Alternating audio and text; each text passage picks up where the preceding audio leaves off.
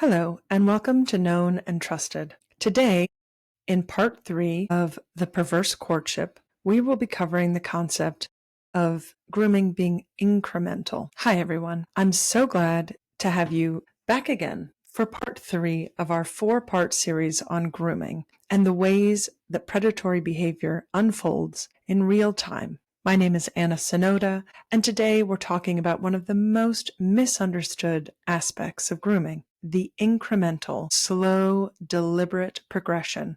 If episodes 1 and 2 laid out the foundation, trust building, familiarity, intentionality, then this episode is where we begin to examine how those early moves grow and expand, how tiny, barely noticeable behaviors accumulate into patterns, how a single moment that feels slightly off becomes a series of interactions that change the emotional climate around the child. And I want to begin with something clear and grounding. Just because grooming starts does not guarantee that abuse will occur. It is a critical point to make. Grooming is an enormous risk factor, a major risk factor, and it is often the precursor to abuse. But grooming can also stop, reverse, or be interrupted long before an act of sexual abuse can happen.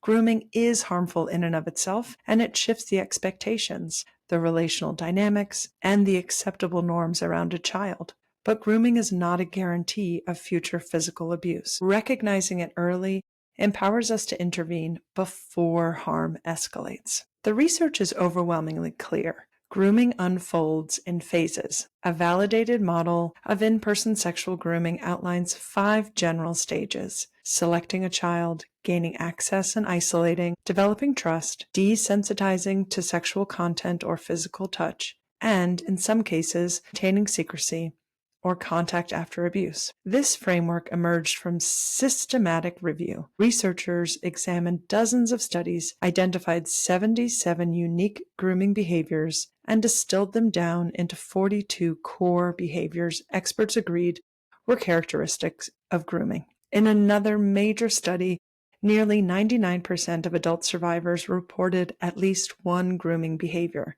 and on average, survivors identified 14 grooming behaviors leading up to abuse. These numbers tell an important story. Grooming isn't a single moment. It isn't obvious, and it isn't dramatic. It's often subtle, repetitive, relational, and cumulative. Predators often do not begin with inappropriate comments, sexualized interactions, or physical touching. They begin with helpfulness, generosity, consistency, and availability. They begin with access, not abuse. They begin with trust, not transgression. And that slow build, the incremental progression, is what we're talking about today. Let's ground this in a real-world example. The setting, the details, and the identities are changed, but this pattern was revealed in the work that I've done clinically, in case studies that I've researched, survivor disclosures, and other research. Sarah was 12 when her soccer coach, we'll call him Coach Mike, started paying attention to her progress. At first, this attention was positive and appropriate. He offered extra drills after practice, praised her dedication, and even called her the kid with real potential. To a 12-year-old who loved her sport, this felt really good. It felt motivating. It felt like it came from a trusted adult encouraging her growth and development. Over the next few months, though, his attention expanded. Instead of asking about soccer, he started asking about school, friendships, boyfriends, worries, and eventually how things were going at home. He framed this as caring. "You know you can always talk to me," he'd say. "You don't have to carry everything alone, Sarah." When Sarah shared that her mom had been working late shifts, he began offering her rides home, then small treats, a sports drink, a protein bar, a new pair of socks, all small enough to feel thoughtful, rather than intrusive, but consistent enough to matter. Then the emotional availability intensified. He checked in, even on days without practice. He told her, "You're special. Not every kid works as hard as you." The compliments became more personal. The trust became deeper. The relationship took on a sense of exclusivity. She started to feel chosen. Months later, the progression continued. After a tough practice, he offered to massage her shoulders to help her muscles recover. He checked for bruises after she fell. He held a hug longer than most people would. Nothing dramatic, nothing that immediately screams danger, but each moment shifted the expectations of what was acceptable. Each moment normalized an increased level of physical touch, closeness, emotional intimacy, and reliance. And by the time a line is crossed, it doesn't feel like a new event. It feels like the next step in a relationship that Sarah was already invested in. This is the perverse courtship, incremental, layered, and extremely persuasive. And again, this story shows a process, not a predetermined ending. Not every grooming sequence results in contact abuse, but every grooming sequence creates risk,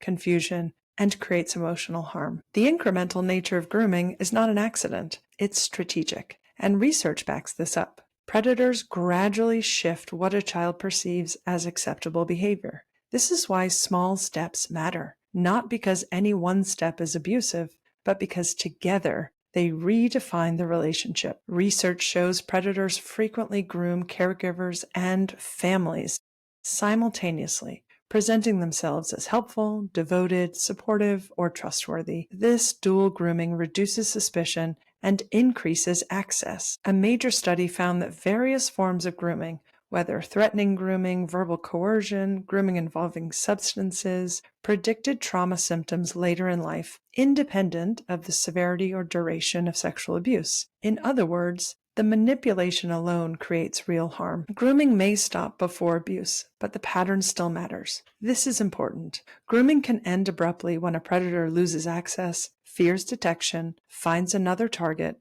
or no longer feels the relationship is advantageous. But the incremental escalation, the slow shift in acceptable interactions, still impacts the child's sense of safety, trust, and relational stability. I want to revisit a section and elevate it.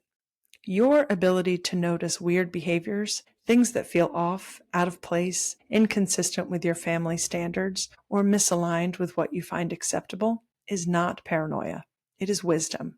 In reality, weird behaviors, outliers, relational inconsistencies are our best and earliest signal that parents can rely on. They are not dramatic, they are not necessarily obvious, but they are the moments that whisper instead of scream. Wait, that's weird, is not dismissal, it's recognition, data, it's intuition speaking before evidence is fully formed. And it's the foundation for your decision-making confidence. The perverse courtship depends on adults overlooking these small shifts. When you notice what's weird, what doesn't fit your family's expectations, you interrupt the incremental progression early. Noticing weirdness is a protective skill. So, what does recognition look like in daily life? Here are the key considerations, presented through the lens of expectations, not fear. Track changes over time, not isolated behaviors. Any adult can give a compliment, but are the compliments becoming more personal,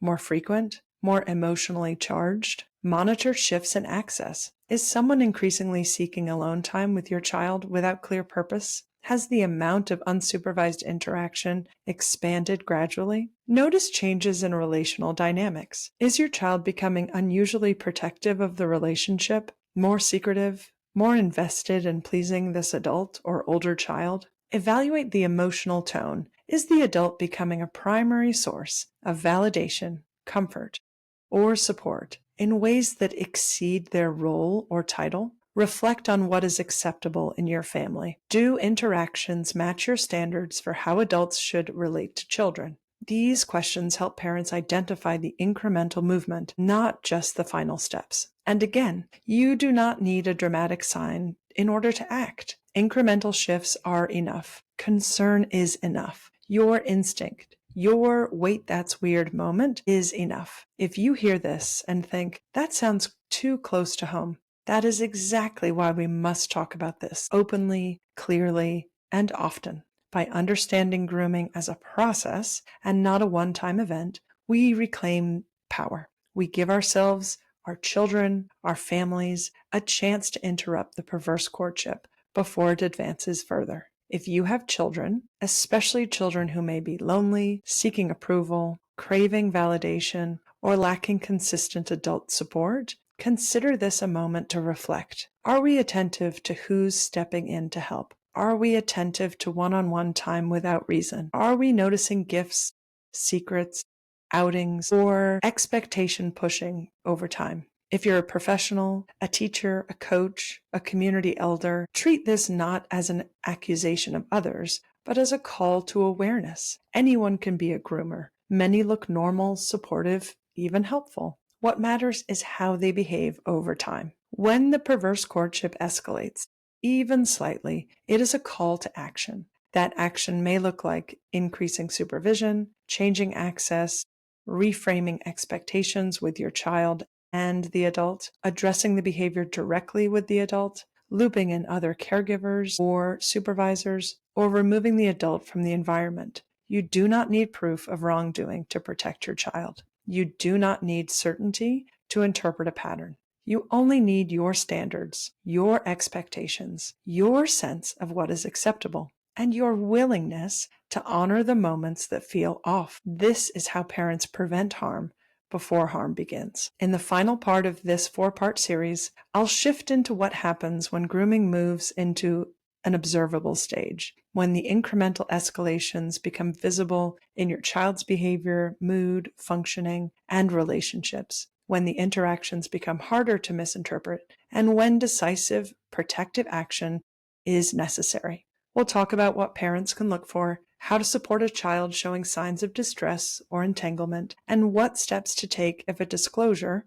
partial or full, emerges. This last part is often the most challenging, and it is where your preparation transforms into action. Thank you for joining me in this important discussion about the incremental nature of grooming. You are strengthening your awareness, building your confidence, and fortifying your ability to trust yourself. And that is one of the most powerful forms of protection a child can have.